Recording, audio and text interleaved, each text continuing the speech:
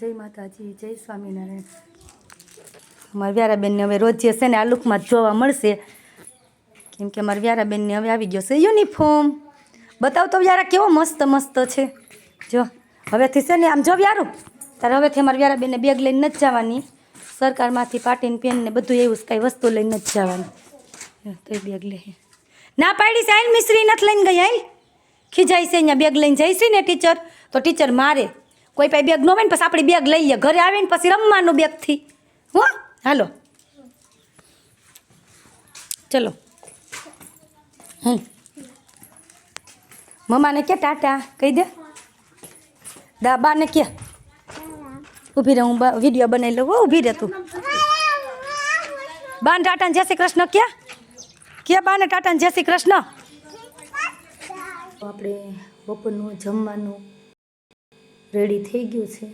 એમાં છે મસ્ત એવા લાલ ને લીલા મરચાં તળેલા, અને આમાં છે આપણે ગુવારનું રસાવાળું શાક. જો લસણની કઢીનો વઘાર કરેલો કટકા કરીને જો છે ને મસ્ત. તો ચાલો બધા પહોંચી જાઓ. એમાં બની ગઈ છે આપણે રોટલી. તો ગુવારનું શાક, રોટલી. અને હેલો ગાઈઝ, જો મસ્ત આપણે કારેલા લઈ લીધા છે. આજે બનાવવાનું છે આપણે આખા કારેલાનું શાક ભરી. અને વાગી ગયા છે 5, કેમ કે આજે સાંજે શાક બનાવવું છે, પણ કારેલા બધા આપણા ગઢિયા એમ કહેતા કે વહેલા કાપીને મૂકી દઈએ એટલે કડવું શાક ન થાય, મીઠાવાળા કરીને. એટલે મેં તો લાઈ 5 વાગ્યા છે અને વ્યારાબેન બાજુમાં રમવા વહી ગયા છે. અને મને થઈ ગઈ ફૂલ શરદી. આજે તો ઘણા વિસ્તારમાં વરસાદ હતો. અમારે ત્યાં અહીંયા હતો. બધા કોમેન્ટ કરીને કહેજો હતો કે નહીં. અમારે જો બપોરે આવ્યો હતો 1 વાગે, બપોર વચ્ચે થોડીક વાર, પણ હજુ વાવણી નથી થઈ એટલો નથી આવ્યો. વાવણી થાય ને એટલો. ઘણી જગ્યાએ એટલો વરસાદ થઈ ગયો છે, કેમ કે આજના બધી ન્યૂઝને આપણે ટીવીમાં ફોનમાં બધે જોઈ તો આજે મોસ્ટ ઓફ બધી જગ્યાએ વરસાદ હતો જ.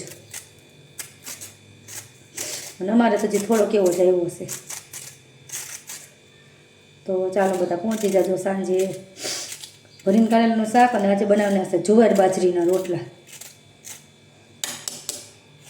તો વાતાવરણ અસલ ઠંડુ થઈ ગયું છે, તડકોય નથી સવારનો. તો આજે મસ્ત એવા આપણે છાલી ઉતારી લીધી કારેલાની. હવે આપણે એના નાના નાના કટકા કરી નાખવાની. કારેલાનું શાક તો કોઈને ભાવતું જ ન હોય, પણ મારું તો કારેલાનું શાક ફેવરિટ છે. અને તમે આગળ વિડીયોમાં જોતા જશો કે અમે કારેલાનું શાક હાલતા બનાવતા જ હોય. અમુક જગ્યાએ તો અમુક ઘરમાં કારેલાનું શાક બનતું જ ન હોય. જો આવડા મસ્ત એવા પીસ આપણે કરી નાખ્યા છે.